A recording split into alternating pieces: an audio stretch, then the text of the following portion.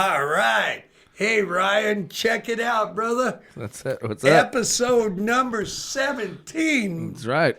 They said we'd never go anywhere.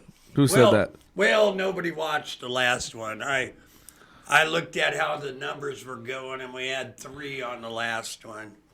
That's all right. And I think I watched it twice. I may have been the third one. All right. Alrighty then. Anyhow, I loved it. I had a great time. Can you move the mic a little bit, just in front of you? That way, like that. There you go. Hey, anyhow, you've been missing in action the last couple of days, and finally you're back. God bless your soul. I'm glad you're safe. Yeah, I've actually been working a lot, so working at the bar. Somehow I heard that some stand-up comedy is going to come back your way, bro. Yeah, I'm gonna be out of town on Thursday. I'm getting picked up and going to Apple Valley when I'm featuring for a friend. So Wow. So congratulations on that. Yeah. Is there anybody that, in case we get one other listener that wants to go to Apple Valley, Yeah, totally. I don't really know much of the details, honestly. I just know I'm getting picked up and I'm doing a set. All right. So, Well, then. But that basically I'm back and I'm gonna be starting to do more spots around in San Bernardino County and stuff too. So I'm excited to be back, and places are opening back up. I might be going to San Diego soon too. So. All right. Well, if you need anybody that's really funny, I'm right here. But anyhow, check it out, brother. Episode number 17. We are so lucky to have Mr. Terry Welsh here today. And let's put Terry on and ask him, Terry, what's your deal? What's my deal? Well, if I had to say what my deal was, Sorry, the crowd got a little loud. it's, it's always good to have a crowd. If I had to say what my deal was right now, it's just living life, enjoying what I've got. Life, even with COVID, life is good. I got no complaints. If I had to, in a nutshell, which is kind of funny, if I had to put my life on a dating site, I'm 56 years old. I don't have a job, and I live with my mom. So You sound hot already. I'm into it. Ryan knows that one. I know. Like, Hey, look, it still works for me. yeah, so everybody just, It's because I'm funny and handsome, so that's how it works out. There you go. I try to I take care of my mom and stuff like that, but everybody kind of, if you want to make fun of it or something like that, that's kind of what you throw out there. Sure. And but it's good. I retired a year ago after, combined 30 years in the fire service, and so living life right now is like, it's everything you can do to squeeze everything out of it. I had my knee replaced like 7 weeks ago. So, Oh my goodness. So I'm rolling hard with that one. Working really hard, making sure it's going well. And so, What was the problem? about 11 years ago, I heard it on a fire, tore the meniscus out of it, Oof. and then to be honest, I made it 11 years. The doc says if you don't lose weight, you're not going to make it 3 years. Yeah. So I lost a bunch of weight. Surgery helped, and then I made 11 years on my knee, and so I'm totally lucky, totally blessed. I have no complaints. My job, and through the course of my job, I ended up hurting my back, and I retired. Yeah. And so it's a beautiful day. I mean, I rehabbed out of that. I feel great. I'm looking forward to backpacking. I'm looking forward to all this stuff in the future. The Caminos in Europe, stuff like that, just to get out and go do and go see. And even if driving to Apple Valley and watch a comedy, I'll go do that. Hey, look, you might get one person going. See? I guess. I'm wearing my Doug Gleason shirt today. Yeah, look at you, super fan. Yeah, see, I guess not too many people have these shirts. I just want you to know, limited edition. But I'm a huge. And we're gonna sign it today. Yeah. All right. There we go. That So- one never got signed. Hey, Doug, you got a lighter? So I do. A It huge. might even be yours. Probably is. A huge fan of Doug. Went and watched him. Yeah, he's all right, huh? Yeah, I went and watched him do a couple shows and stuff.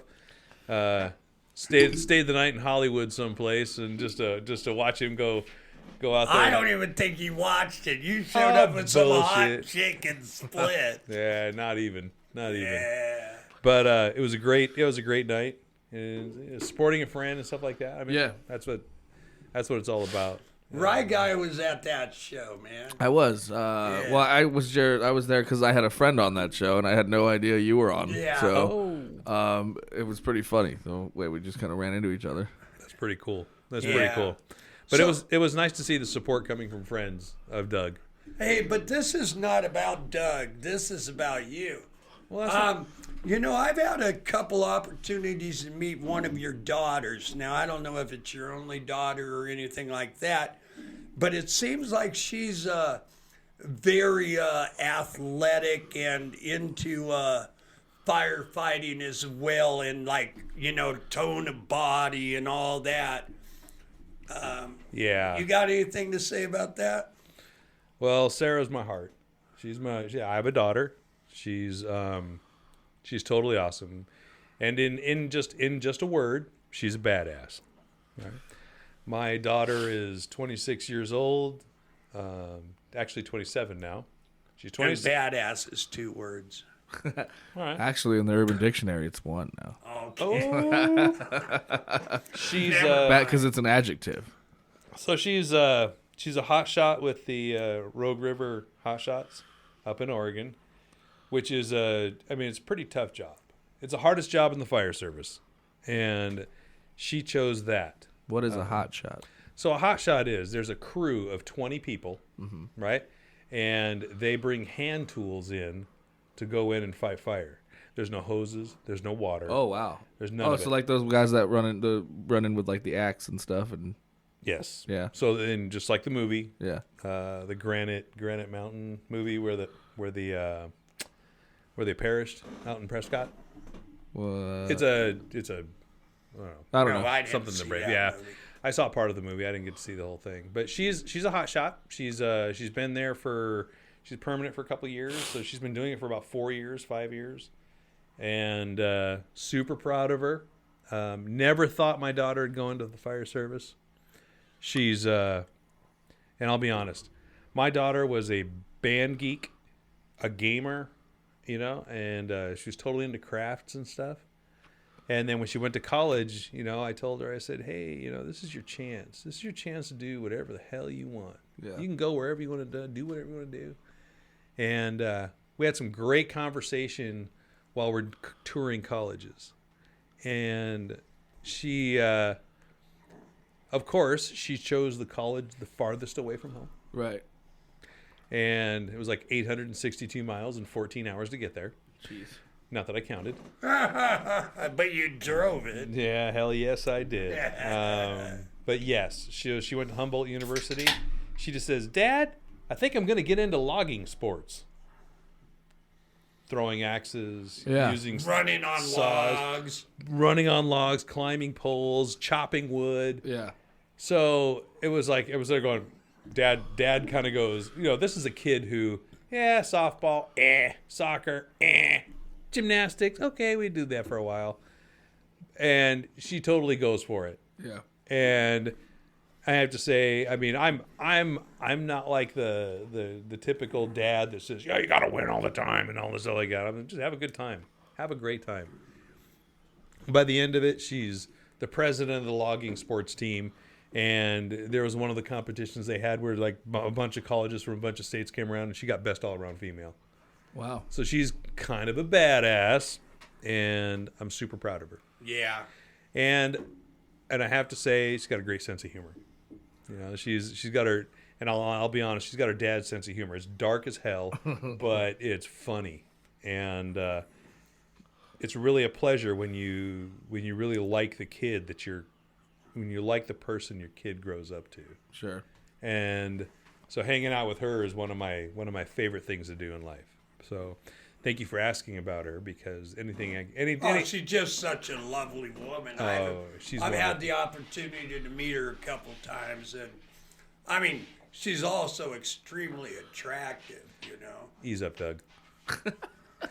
I get it.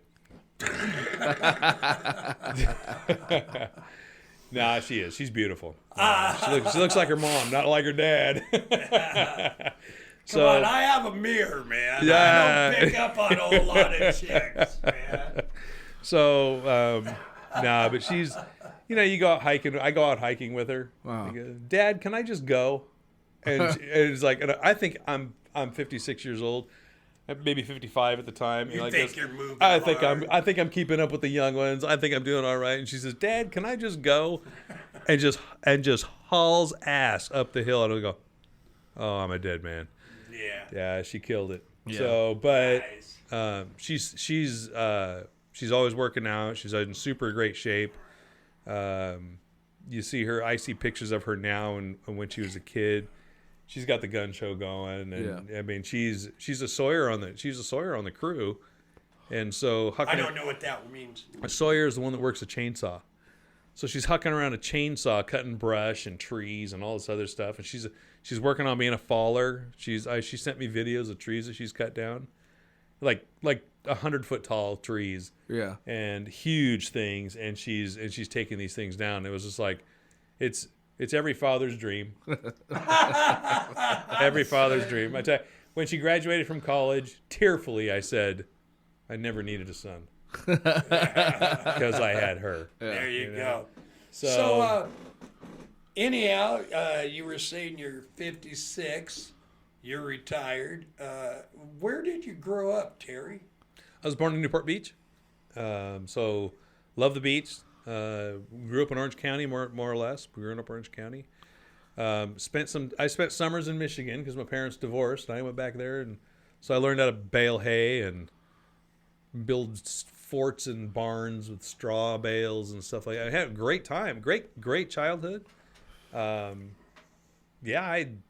County is pretty much it. I grew up in, for the most part, the longest place I stayed was Stanton, down in Crow Village, which is pretty much a ghetto. So where'd you screw up and have to end up in Highland?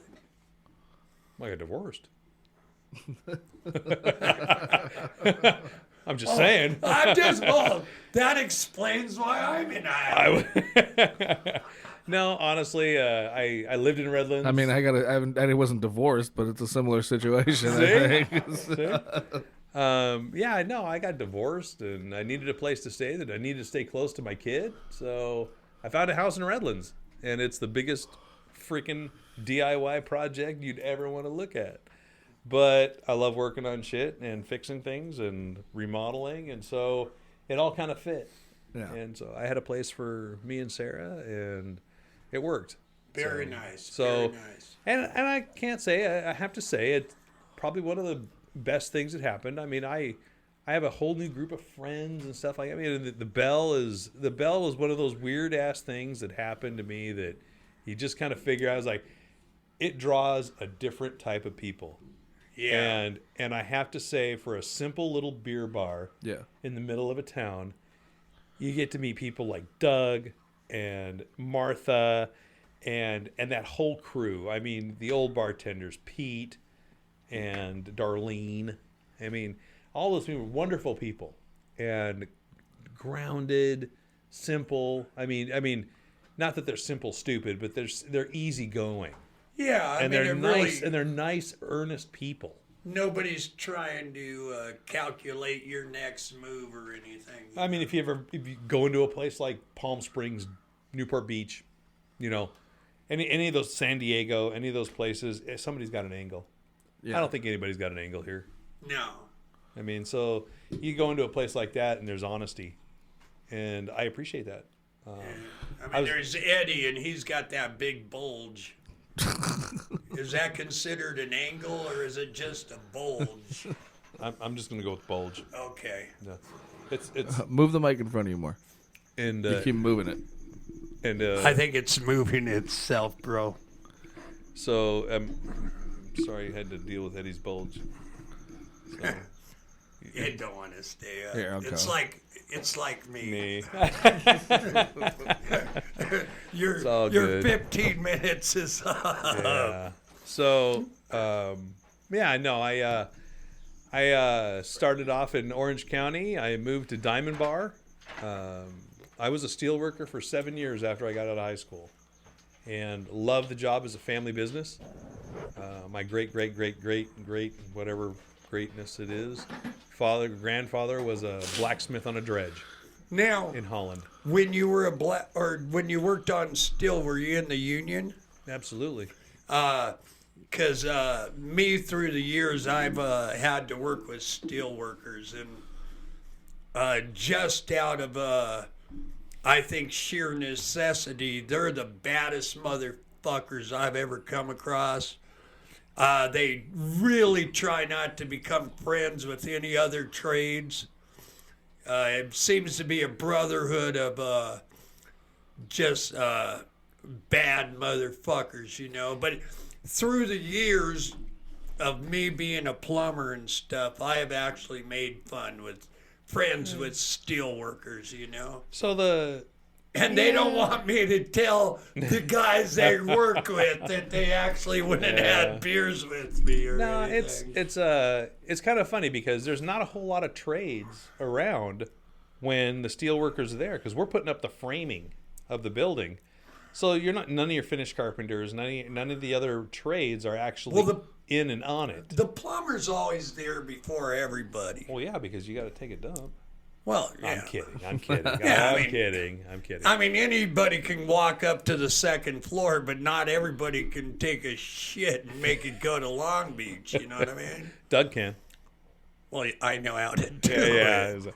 No, it's So no, we interact with some of the other trades. It's not really, but it's I've never experienced a ton of, hey, we don't deal with these guys and stuff like that, because I was the grandson of the owner of the company. Like, did you learn how to do the monkey climb up the fucking beams and shit? Yes. Well, I mean, that's one of the most amazing things a human being can ever watch is when you guys just grab onto an I-beam and then just monkey climb up that son of a bitch and grab onto the top fucking beam. Yeah, they don't let you do that a whole lot anymore, but back in the day when I was there, Yeah. you could still do that. And trust me, it takes you a little bit to get there. I'm certain. Oh yeah, because my first crawl across a beam was on my hands and knees. And the foreman said, yeah, you're going to have to learn how to do that better. Yeah. And I didn't. And I was like, oh, okay, I'll do better. And so eventually you get there. Yeah. And everybody learns it. And it's a good. I love my job as a steel worker. I love my job as an iron worker. I mean, in the shop and in the field and stuff like that. It was great. But eventually the business went to pot because they started going out and using a bunch of concrete, not going up with a bunch of steel. So I had to find something else to do. I got up to being fingerprinted for a gun by the Orange County Sheriffs. What's that? What? Yeah, I was going to drive for the Orange County Sheriff's Department. I got all the way up in the process to being fingerprinted for a gun, and said, yeah, I really don't want to be a cop. Yeah, maybe I'm not a cop. I don't think I want to be a cop. And it's like my sister-in-law worked there, and I had an in, and oh man, he goes, but I didn't want to be a cop. My cousin Jerry says, go take an EMT class. You'll do great. Give it a shot. If you like it, then you might want to be a fireman. Yeah. So I took the EMT class. Great class.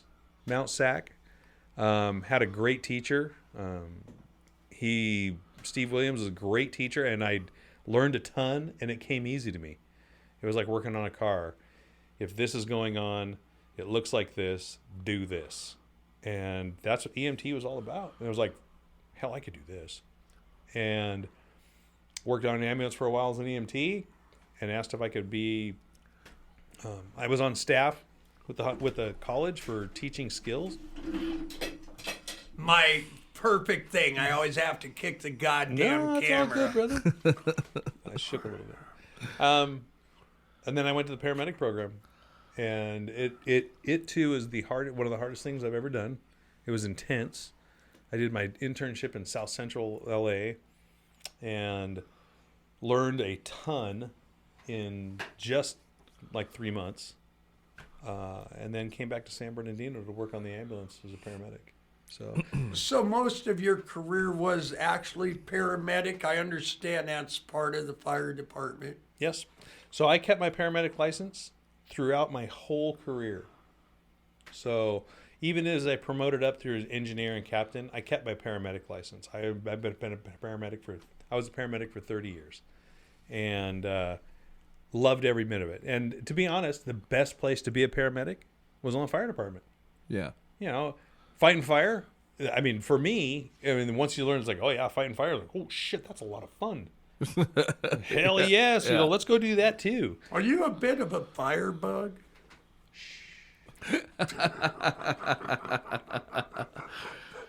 We don't want to tell everybody that. Well, like, isn't there? Didn't they? You're retired now. It's legal. I remember hearing somewhere that like You gotta love it a little bit. well, yeah, well, and that like fireman is someone who starts fires or something like that, but a firefighter is somebody who fights fires.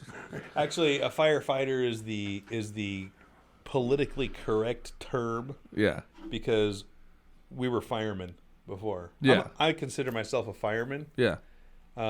Because I'm old, Yeah. and I'm, you can call me a firefighter if you want. Oh well, but- also yeah, fireman I guess excludes Yes, women, right? see. Okay. I don't want to say I'm a fire person. Yeah, Am I a fire person? Yeah. I'm not a fire person. Right. I'm a fireman. If you want to call me a firefighter, fine. But you asked me what I am, and I said I'm a fireman. Yeah. So, but yeah, I mean, it was great. I love doing it. It was a great place to go to be a paramedic because we Yeah. got to be there first. Yeah, I mean, yeah, you guys are the first. Yeah, so that was the cool part. Coming in second How is kind about of like, how about the horrifying part of walking into something you're not ready to see? so. All right. that was me- going to be my question too. Let me. I'll start by saying I'll back up to the end of my career. In the last couple of years, I was a peer counselor Yeah. for firefighters, and we all have a box. And as it was explained to me by the lady who taught the class, we all have a box, and we take those things that we see and we put them in a box. And not very often do we pull those things out of the box, and it depends on how you deal with it. Me, my box is pretty strong. It doesn't come out. I'm good with it. I dealt with it. I was older when I started. I wasn't as young as everybody else. I was 28 when I got on the fire department. Yeah. So dealing with a lot of this stuff, I was halfway there, and I'm good with it. How do you deal with it? How do you walk into something like that?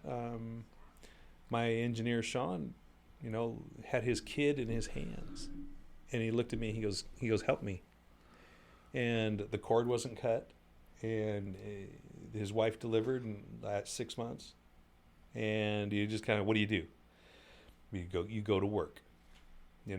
So we clamped it up. I said, Sean, you're going to cut the cord. Mm-hmm. Sean cut the cord, and I whisked the baby away and took him to the hospital. Yeah. I was an engineer at the time, but still a paramedic. But I was there in the doorway first. So I grabbed the OB kit and the kit we have to deliver babies, and we took him to the hospital. So this is my second podcast. Mm-hmm. The first podcast was my exit in the fire department. Sure. Sean brought his son to that podcast. Oh wow. Wow. So kind of special. Yeah, that's No, absolutely. that's It must amazing. have I felt know. He's magical. and it was awesome to see. And Braden has grown up to be a wonderful kid. How long? Good kid. How long ago was that? About 18 years ago. Oh, so he's like an adult now. Yep. Wow. Yeah. Wow. Yeah. So stuff like that. So when you say walking into something horrific, now there's been worse things, Of course. but and it's kind of funny because they say, "Hey, what'd you do for a living?" Yeah. And you say, "Oh, you're a fireman." "Oh, I've been a fireman paramedic for 30 years." Do you really want to tell them that? Because what's the worst thing you've ever seen? Well, that's Yeah. what everybody Yeah, comes what's up the- with. what's I those- mean, not to compare the two careers, but They're that's all idiots that- like me. that's why I stopped telling people I do comedy, because what's the first thing they want to? Tell me a joke. Tell me Yeah. something funny. So here's a little bit of sage advice. My fire chief, my old fire chief, basically says, you know what? If you don't want to go there, just tell him you're retired from selling insurance. Yeah. And no one wants to talk to you. Nobody wants Nobody to talk wants to you. to know about that. No, Yeah. that's the most boring Right? job. Yeah. Yeah. So I have to thank Jim for that one because he saved me on that one because Yeah, I was like, That's yeah, because there's sometimes I really don't want to go into it. No, but I mean, that story you just told is extremely heartwarming. That must. I'm not gonna pull. You don't want to pull out the dark Yeah. shit. Well, especially with a stranger, somebody Yeah. you're just meeting, like, and it's the same as like, Doug and I know a guy that was like went to like Iraq and Afghanistan and stuff, and like, I mean, he's tired of hearing like, oh, did you kill people? It's like, Yeah. dude, of course I killed people. You Yeah. know, like, it's like, yeah, it's just, that's it. I'm a sanitation engineer, and yes, I killed people. But yeah, I totally get that. And so I try not to. You don't dwell on that kind of stuff. Yeah.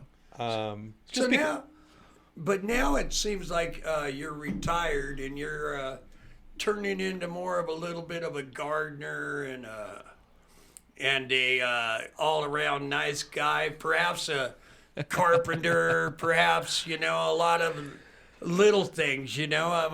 What is the change you find that you're? I mean, you must be finding some sort of change in yourself now that you're retired from what you did as a living. So there's some people in life who cannot, and I could say I was yanked from the fire service, right? I did not plan this. I wasn't looking forward and saying I'm going to go out at this time. Yeah. I hurt my back, blew out a disc, had enough of an injury to say it was about the perfect time for you to get. I'm done. Yeah. And yes, it was a perfect time for me to go. So I can't complain about that. But there's guys out there who their whole identity is wearing a badge and driving around the fire engine. Yeah. I feel bad for those guys. You look ahead a little bit and say, listen, you got to have some outside interests. Yeah. A couple of close friends, they have all sorts of outside interests. I love gardening. I do the handyman thing on the side. I like fixing things. I like helping people.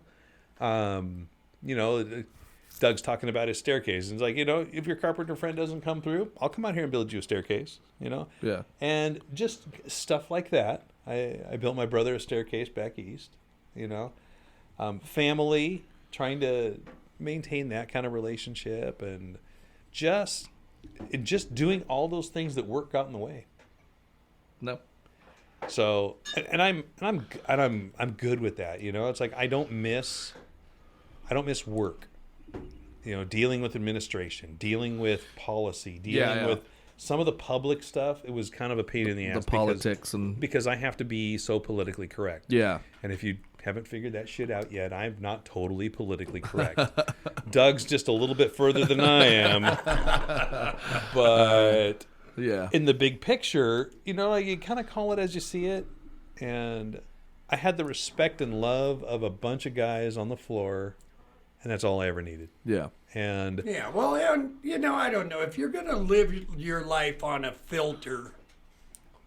yeah, you're gonna get your feeling hurt a lot more than you should. Yeah. yeah. I don't run on a filter per No, se. no. Yeah. But I at the same point, I'm not out to hurt anybody. Oh, you no. know? No. It's just like I like to call bullshit where I see it. Sure. Yeah. Yeah. I did. One of the greatest compliments was given. Now, Redlands is a wonderful legacy department, meaning there's a lot of sons whose fathers worked there. Sure. There's a few of them right there now. And I have to say that's one of the things that politics and policy has kind of screwed up. Because there's nepotism laws and stuff, or nepotism rules and stuff like that. It's like, I watched that kid grow up. Yeah. And I watched that kid grow up. And you know what? That kid's going to make a great fireman. Because I know what's in his heart. Yeah. And they kind of screwed that up when they said, well, no, your son can't work here because you work here. Yeah. And which is kind of ridiculous, right? Like, well, I worked with two gentlemen. Matt Henderson was one. Him and his younger brother I plumbed with their father. And as they grew up, he was like, their father was like, hey, Doug, will you teach them how to plumb? And it was an honor. Yeah. Yeah. And we went through, oh, Jesus Christ, them growing up and sure. becoming men. Yeah. To Yeah. making them actual plumbers. To when I see them now, it's just like, oh, God damn it, I miss you, motherfucker. Yeah. You know, and it's lovely. Yeah. Chris worked on the ambulance. Chris Harrison, I worked with his dad. His dad was quite involved in search and rescue, had a rescue dog, the whole bit. And Chris came up through the ranks and was working on the ambulance. One of the earliest memories he has is he reached into my drug, when I was a paramedic, he reached into my drug box to grab something out of it, and I smacked his hands. I told him, I said, you don't go in there, that's mine. Yeah. And, Those are my drugs. yeah. And he brought it up at my retirement. But at the same time, you know, just because I was I don't know, maybe it's just the way I was. But there's no way that that's nepotism. No. Oh, I'm sorry. I'm going to let you speak. I'll shut up. Thank you. So what worked out from that one was at the very end of the day, Chris at my I went to a union meeting for my retirement because of COVID. Yeah. I went to a union meeting and I spoke for a little bit, and Chris got up and spoke and said he recalled the memory. I mean, he smacked his hands. How old was he? He's probably 30. Oh, so 30s. so he was like an adult when So he was 20. He's probably in his 20s when I smacked his hand. but he was like on the team or whatever. Yeah. Okay. He okay. worked I was for the like trying to think if he was a kid or whatever. No. Okay. No, he's a paramedic working for the ambulance Got it, company. got it. We go But on you guys- scene, so you guys were working and together. He's gonna help me out by reaching in my drug box. And I was in LA City, Yeah. and that drug box was mine, Yeah. and you don't touch it. Yeah. And so there's narcotics and stuff in there that I'm responsible for. So Right. you're not going to touch my drug box. I smacked his hands, Yeah. and he recalled that. But he also recalled this is Terry's one of those guys that if you need to hide the body, he's the guy you want to call. and I take that as one of the highest compliments of trust Right. and and loyalty. Yeah. And trust and loyalty are huge in the fire service. Of Yeah. course. Sure. Yeah. I mean, And- you have to be, right? And that's why I don't consider absolutely. it to be nepotism in any way, because like my guys Matt and Sean Henderson, they earned every step of their way, man. Absolutely. You know, and it's only some silly rule that does it. Yeah, and it was and I know for a fact that it was out of honor of me and their father, and a couple other guys, and God bless that shit. You Yeah. know? No, So- I totally get it. I don't know. We keep making up new and improved rules on everything. Right. I have a No, question. It's not improved. You said you brought up a rescue dog. Oh yeah. So, where do the Dalmatians come in? Actually, I think I've heard this story. the Dalmatians taste like chicken. No, I'm just kidding. No, How dare you? I know. Everything tastes like chicken. Yeah. Come on. So back in the day, they were companions to the horses, right? Oh, that's. I think I knew this. so they Okay. kept the horses calm. Yeah. And so when they ran alongside of the thing, if any of the other dogs that would come out and chase them, the Dalmatians would actually chase them away. Yeah. And knowing that the horses that were charging down the road, Yeah. and stuff like that, it had that comfort of that companion. Yeah. Right there. So So it just became like a symbol mostly. absolutely, Okay. because after they lost the horses, then it was kind of like, well, what do we do now? Yeah, yeah. And it was kind of funny because they said, well, the Dalmatians work out really good because they're deaf. And I was like, well, my dog was never deaf. I had a Dalmatian. Yeah. His name was Bob. Best dog of the world. Good name. Oh, it was awesome. I would have named it Dot. No, I named him after one of the engineers in the station. All right. And so somebody tied him up behind the fire station and left him. Oh. And I took him home. And he turned out to be one of the best dogs ever. Yeah. Yeah, I know. Excellent animal. And I was the Santa Claus for the Redlands Fire Department for 20 years. Oh, were you? That's there's the fire department does that in El Monte every year. Have you ever seen it? Yes. That's the town that me and Doug are from. So it's crazy. I got to hang out with because they still did it even during COVID. Yeah. I got to watch my niece. My nieces actually watched Santa Claus drive by when I used to do it on the same cul-de-sac when I was a kid. It was pretty cool. I drove the fire engine and Bob sat next to me. Right so on. It is good looking Dalmatian, and so we had a great time. Yeah. And it's things have changed now. They do the whole they do the whole Toys for Tots things. We used to bring Christmas to families. There was families that had nothing. Yeah. And I remember walking into these houses and looking around and going, these people have nothing. Yeah. And I was so proud to be able to be part of this thing, to bring them boxes of food so they'd have Christmas dinner. Yeah. Boxes of presents so the kids had something. Yeah. I mean, there's even a couple times that somebody brought a tree in. Wow. They brought a tree in, set it up, put the presents under it, Yeah. And stuff like that. Yeah. That's what my fire service is all about. Wow, that's just really amazing. And I don't know, you must just be very, very proud of the service you put in to do your job. The guys I was with and the people who mentored me to bring me up to be the guy that I became, it's all on them. Jim Drabinsky, Larry Egan, Larry Taylor, those are guys who were my bosses. Glenn Shrive. Glenn Shrive is an awesome dude. His son, I was his fireman. Mm-hmm. Later in life, his son was my fireman when I became a captain. Oh, wow. So I mean, you got to give the same gift back. I'd hope. I would hope. I'm certain you did. Yeah. So stuff like that. I mean, in the small town of Redlands, Yeah. it's stuff like that make a difference. The chief now, Jim Topoleski, was a paramedic when I came on, and now he's the chief.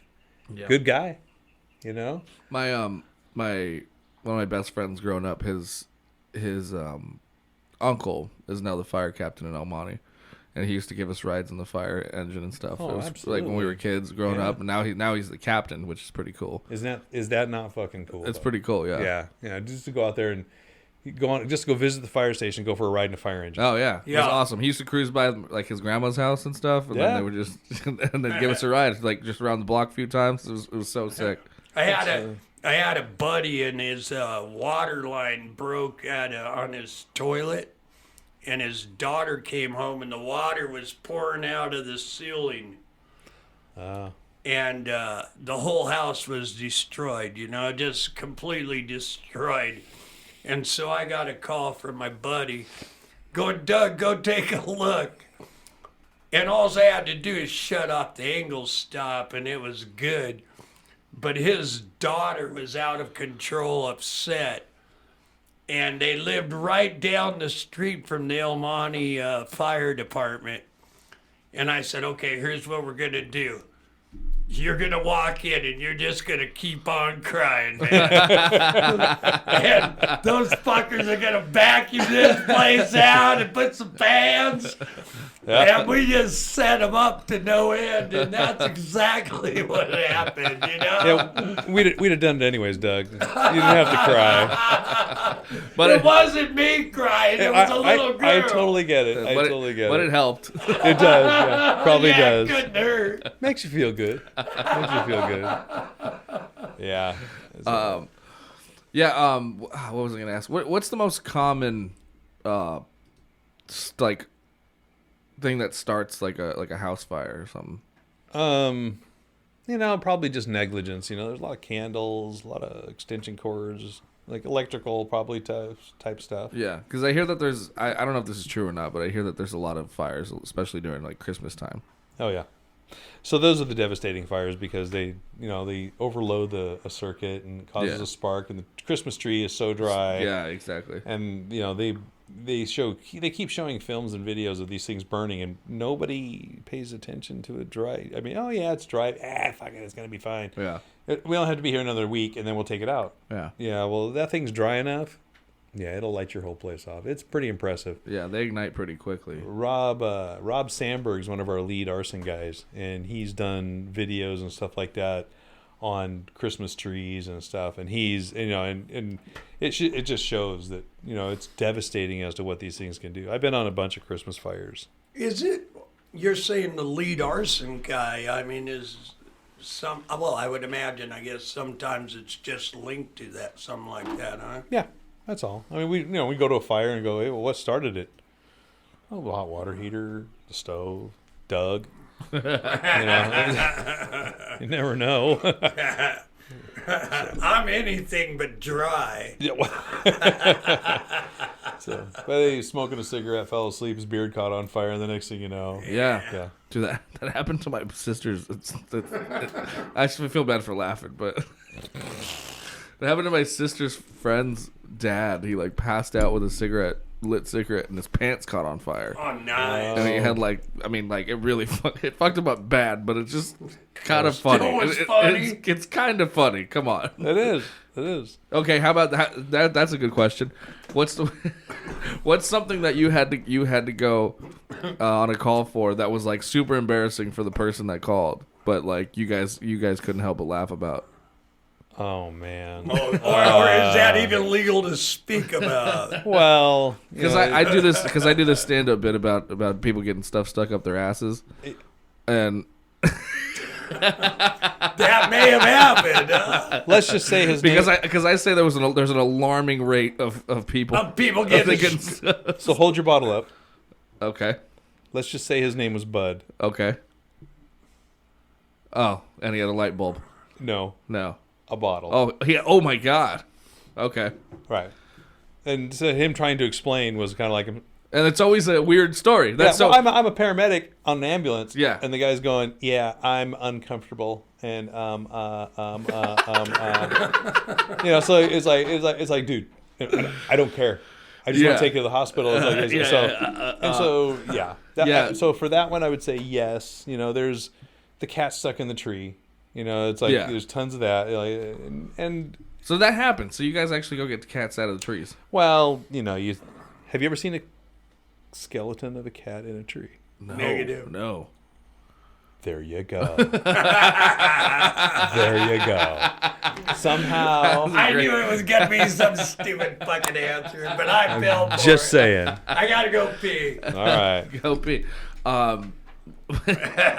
guys great. keep it going, man. Yeah. Well, I have a whole stand-up bit about that because I had a friend who worked at a hospital. Yeah, absolutely. Who wasn't even like, he wasn't a nurse or wasn't a doctor. He swept the hallways. Yep. But he would do the same floor. So every time something out of control that was too funny would happen, then he'd be in the hallway and like a doctor would come up and be like, "Dude, you got to hear about this guy."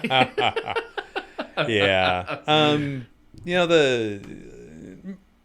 Probably the biggest thing would be that sometimes you have to understand that when somebody calls 911, and I try to tell the new guys this, it's an emergency to them. It may not be an emergency to you. Yeah. Exactly. Exactly.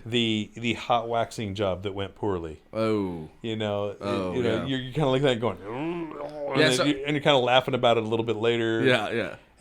But you can't make them feel uncomfortable or absolutely not. like right when you're in the moment, right? And you do have to understand that we deal with stress differently than other people. Yeah.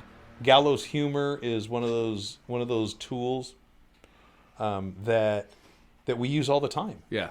The word too soon. The word too soon comes out a lot. Yeah. Right. Yeah. And I'm guilty of too soon a lot. Oh, right. Same here. So to be honest, that's how we deal with it. Yeah. And a horrible. Well, that's how we deal with. I mean, I think that's how a lot of people deal with any sort of traumatic experience. Okay, so a comedian like you guys Yeah. would totally get gallows humor. Yeah. The public does not get gallows humor. Well, that's why I always say that like my favorite audiences are like military or first responders and stuff. Like I've done like VFW posts and stuff.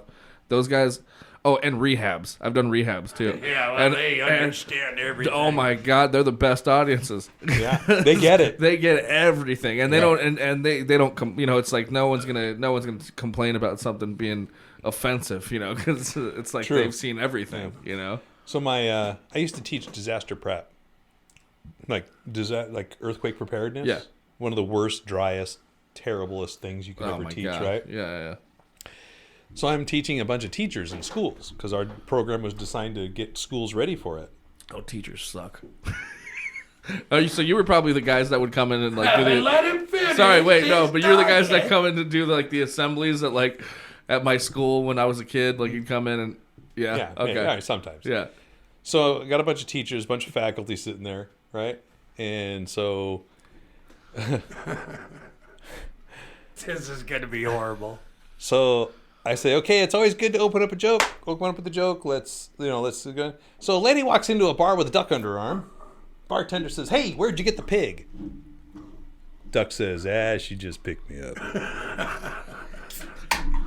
Crickets. yeah. Because you're standing there with a bunch of females out in the audience like this, and the dudes might be going, Yeah. but to be honest, it was crickets. Because Yeah. and my partner who steps in, okay, that's the way to offend everybody. Yeah.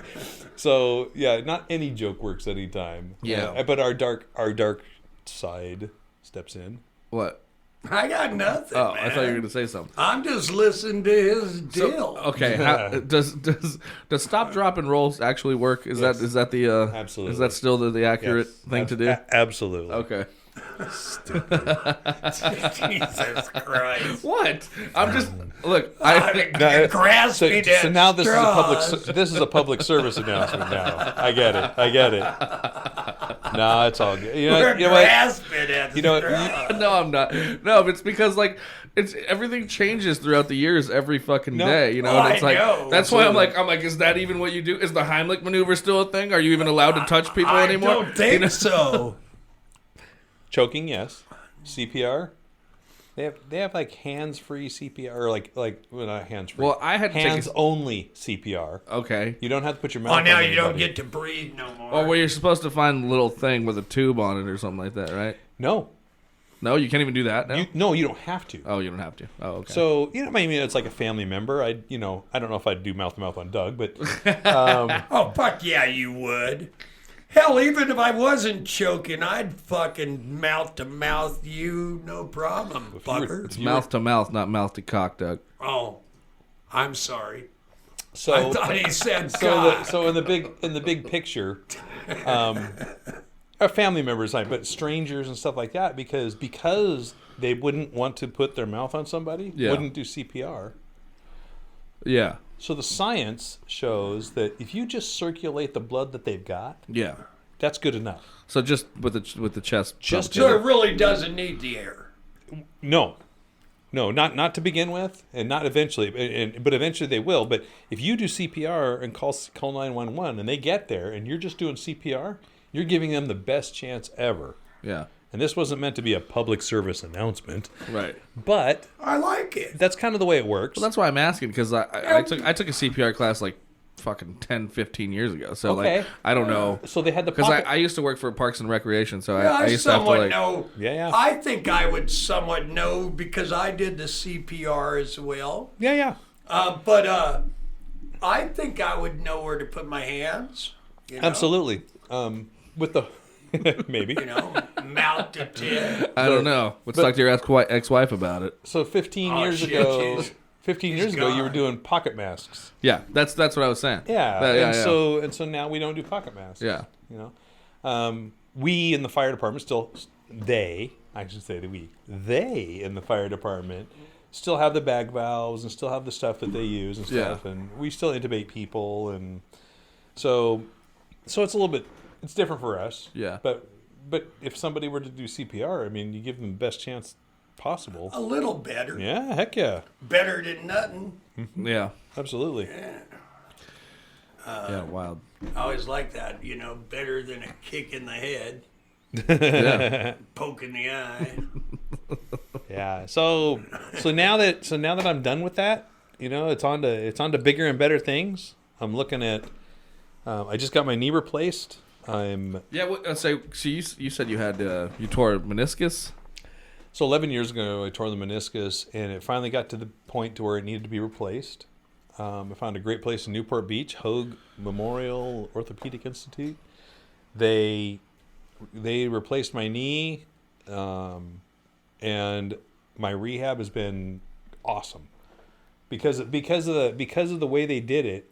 I don't have this big scar on the top. Yeah. I just have one on the side. Yeah. So my rehab is decreased. I mean, my recuperation time is decreased. Yeah. And so I played a round of golf. I bicycling 22 miles, Yeah. So I'm feeling better, and I did this so I could go on my backpacking trip. Oh, there you go. When's that? I don't know yet. Either next year or the year after. Yeah. I'm gonna So do. you seem like a bit of a daredevil. Oh, yeah. Adventure He's seeker. 100% a daredevil. That's Adventure. for Well, sure. I grew up skateboarding, and that's why my body's completely shot. I'm only 31, but I think I might have done something to my meniscus. Oh, yeah. Homemade half pipes at home. All of it. Yeah, see, yeah. Yeah. David Jansen's backyard. Yeah. We had a 12-foot half pipe. Empty we- pools. Yeah, but he's got 14 minutes of video. Yeah, that's true. I mean, at least I got footage to show for it. Yeah, there you go. I got dick. Yeah, I mean, and here's the thing: was I was still in a generation that like it was still hard to get your hands on a fucking video camera, right? Like, All right. So like, I mean, if we had these iPhones and shit when I was younger, like I could have gone pro, like because I was hucking my body off of shit when I was like 15, 16. Oh, yeah. But no one would get it on film. But I wouldn't do it for nobody. Like it would just people would just talk about it. You know what I Yeah. mean? Like, Yeah. It's like, hey, Ryan guy did this. Yeah. I mean, me and my brothers were wild. Like, all three of us were like it was a trip to the hospital every goddamn week. Like, My wild stuff was in the Boy Scouts. Yeah. Yeah, young, jumping off the top of rocks. oh, yeah. I mean, we did that too. So- Did you make it to like Eagle Scout or anything like that? Did you Really? really? Yeah, my stepdad Somehow, did too. Yeah. I did So- somehow you look like an Eagle Scout. Yeah, not anymore. What do you... That's... I don't know. Oh, go ahead. I'm just somehow it almost seems like you're like almost a little bit embarrassed of the grand things that you accomplished during your life. So I just want you to know that I don't think that people are looking anywhere against you, bro. I think you're a great man. no, my I think One you of just my- one you of don't my- want to seem braggadocious. one of my bosses said, we're not here for the lights. Yeah. We're here to do a job, and then we go home. Yeah. So, in today's world, it's all about social media and extolling the virtues of what you do. And clout, yeah. And I was never brought up that way. So, yes, I'll brag a little bit. Okay, so I have a life-saving medal. I have a medal of valor. I have 30 years of service that went very well. I served as the union president and vice president and secretary treasurer for my unions. So I'm a big union goon, but try not to be this heavy-handed, left-sided person, and try to be respectful, because you do the whole Boy Scout thing, try to be a good example for Boy Scouts. It's like, it's a terrible thing to have, mud sling onto a organization that you're so dear to. And this whole big Boy Scout thing with letting girls in, some people are just losing their fucking mind over it. Yeah. And What's your take on it? okay, I don't have a son, Sure. and I was a Boy Scout leader because I believe in giving back. That was my way to give back. So the whole idea of girls in Boy Scouts has been around for 10 years. Right. Okay, they had venture scouting. 14 to 21 years old, it's co-ed, it's all about adventure. It's all it's other people who wanted to push their agenda and change things that put girls in Boy Scout troops. Sure. Now, do I disagree with it? In a way, I think boys need their space. The other side of it is you look at the organization as a whole and say the Boy Scouts of America, they need people in it. If they don't have people in it, it's not going to work. Yeah. Today's family, 4 kids, right? For example, today's family, 4 kids, 2 girls, 2 boys, right? Soccer, t-ball, baseball, softball, soccer, whatever you want. The family has to go on weekends, goes this way. They go everywhere. They got the soccer field, the t-ball field, the softball field, and so they have to go everywhere. Now, nothing against organized sports, but if they were in scouting, the whole family could go to whatever they wanted to do that weekend together as a family. Yeah. And scouting needs that. Scouting needs infusion of people. And for families, and like I said, I don't have a huge chip on my shoulder about organized sports. But the win at all cost coach, the win at all cost dad, isn't really my idea of bringing somebody up with character. Yeah. Right. Yeah. Boy Scouts, to teach young men character through outdoor activities. Yeah. That's what it was designed for. Yeah, but I think that if you throw young boys up against young girls, those young boys want to get in those young girls' pants. So, And then there becomes what is the new issue. Yeah, that being an issue, but I think this is just me thinking the inclusion is somewhat important because like, you know, what Girl Scouts do, it's not like they're not learning the same type of shit that Boy Scouts are learning. You know what I mean? So for them to want to do and learn those things, I think is fucking Well, fair. then we changed Girl Scouts. no. My daughter was in Girl Scouts. It's just the organization. It's not the same. it's the way it's set up. Yeah. But she still turned out badass. Well, But because she had him as a dad. Perhaps. where'd she hang out with? Yeah, A bunch of Boy Scouts. exactly. Right? So, nothing against the Girl Scouts, but my daughter was in Girl Scouts, and the leaders wanted to do, we made sit-up-ons, which are pillows. Right. And we sang songs, and we had crafts. Yeah. My kid didn't want to do that. Right. My kid wanted to go learn camping. You want to learn how to make a fire. Throw You want- tomahawks, yeah, make a throw fire, tomahawk- go exactly, camp, back shit in. like that. Yeah. All right. So skills wise, Yeah. that's where kind of where it was. Okay. And your everyday mom doesn't have this outdoor skills type stuff that a Boy Scout would have. And my mom had to learn all that stuff because she was married to an Eagle Scout. Too. Exactly, right? So bringing the girls into the Boy Scouts wasn't necessarily a bad move. It had to happen because there was the whole discrimination thing. You call it discrimination, and it's kind of like a free card, right? Yeah. So okay, let them in, okay, and there's nothing wrong with it as long as they're coming up to the level of what an Eagle Scout should do and the good leadership of the troop. Sure. There's absolutely nothing wrong with it. You can have a good human whether they're female or male. Correct. All right, and teach them the skills that they need to get through the world. Yeah. And to teach them what character and honesty and trustworthiness is. And those are all important things. And if the girls are learning it too, hell yeah. God bless them. Right. Yeah. So no, I don't think it's necessarily a bad thing. I do think it would be nice for the guys to have their own thing, but I agree. it's just not long for this world in that organization. Sure. I just think maybe, I mean, obviously in a perfect world, I think maybe the girls should have like their own kind of badass version, of or you know, because if you integrate them, like that's cool for a minute, but then it's like at some point they're gonna be teenagers and like all the guys, you know what I mean? It's like I totally get it because one of my first girlfriends was one of the Girl Scouts that we. Yeah. Well, yeah. Okay. So I was part of an Explorer post, and we taught a survival course, and other troops Girl Scout troops, Boy Scout troops would come through the survival course. And that's how I got 2 girlfriends when I was a young man. Exactly. So of course, Yeah. now there is no better venue to teach them appropriate behavior. True. Right? Yeah. With good supervision. Yeah. Say, hey, if you guys are gonna date, that's fine.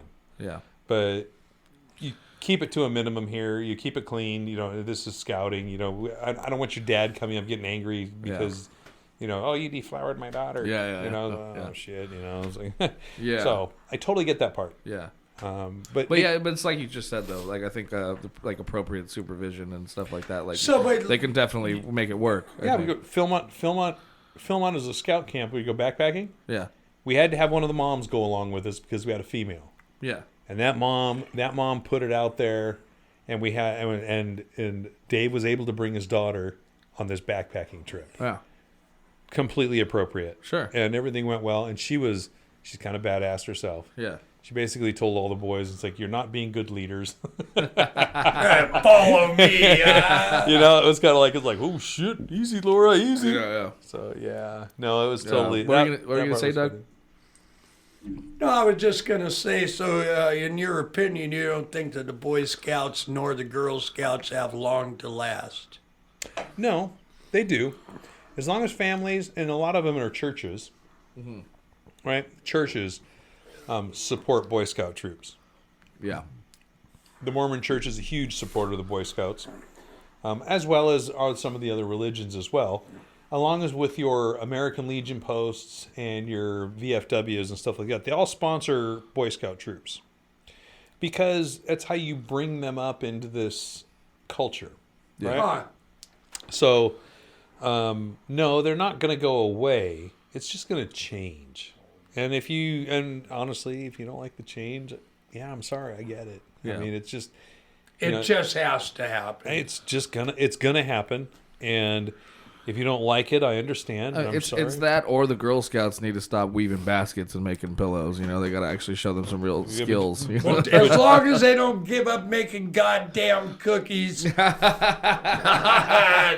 fucking with them. There we go. I think that's a perfect place to end. We're at an hour. Yeah. We're at an hour, guys. Pretty much. Yeah. I think this is good. I think that's a perfect spot to end. I'd really like to thank Terry Welsh for coming on to my podcast today. Again, thanks and happiness to Rye Guy for showing up. Absolutely. Thank you. Look at the camera and say, my name's Terry Welsh, and that was my deal. My name is Terry Welsh, and that's my deal. So thank you very much. Doug, thank you. Ryan, you guys are awesome. Absolutely, man. Thank you. Thanks for coming. Back to the country music. Thank you, Terry.